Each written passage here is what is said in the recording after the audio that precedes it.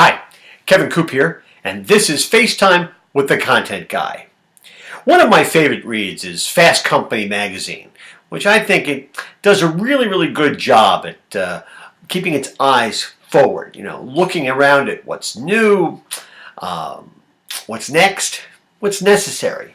And in the current issue, and I'll put a link in the print version of this, there's a piece by a fellow named, and I hope I get the pronunciation right, Olaf Scheibergson, who works with a design firm called Fjord.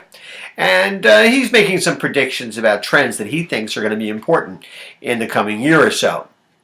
Now listen, there'll be no paucity of lists, right? There's going to be a ton of these lists that are going to come out over the next couple of weeks as we head pell-mell towards 2013. Can't quite believe we're going to 2013, but here we are already.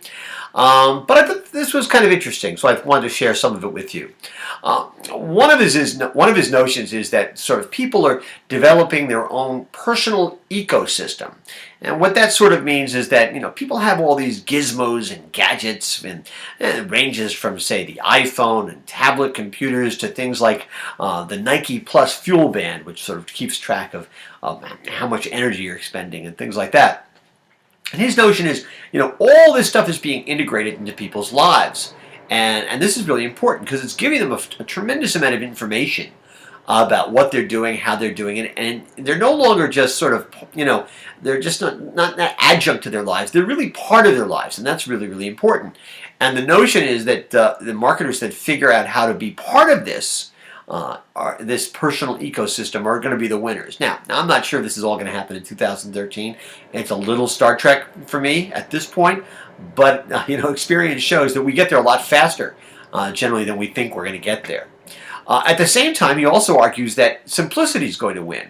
That when people come up with solutions to these ecosystem issues, basically the winners are going to be the people who keep it simple, keep it elegant, keep it really user-friendly. Keep it intuitive. My sense of it, based on what I've been reading about him and by him, is that the whole notion of a learning curve is going to become obsolete. Nobody wants a learning curve anymore. They want it instantly. They want to get it, and those are going to be the winners. There's also an interesting notion that he has, and I find this fascinating, is the notion that access is going to supplant ownership. And boy, my experience with Zipcar this year really proved that when we were out in the Pacific Northwest during the summer. We didn't have a car full-time, but we certainly had access to Zipcar, which was great. And it was like having your own car in terms of just used it when you needed it. Didn't have to pay for it the whole time. It was less expensive than getting a Hertz car for the entire month. So, that was really a good idea, I thought. Access versus ownership. I think he's onto something there. And maybe that's one of the lessons that we've learned over the last couple of years of tough economic times. Maybe the whole notion that whoever dies with the most toys wins, maybe that whole notion is going away.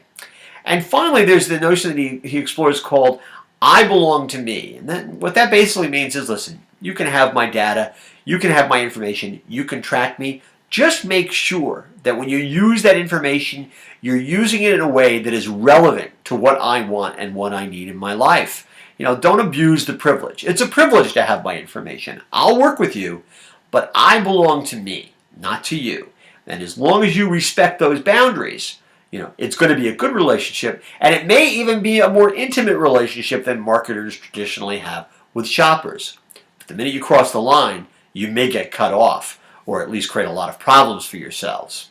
I think you tap into any one of these trends and you begin to develop a level of intimacy with the customer that's enormously important. You're not just relevant to their lives, you're part of their lives.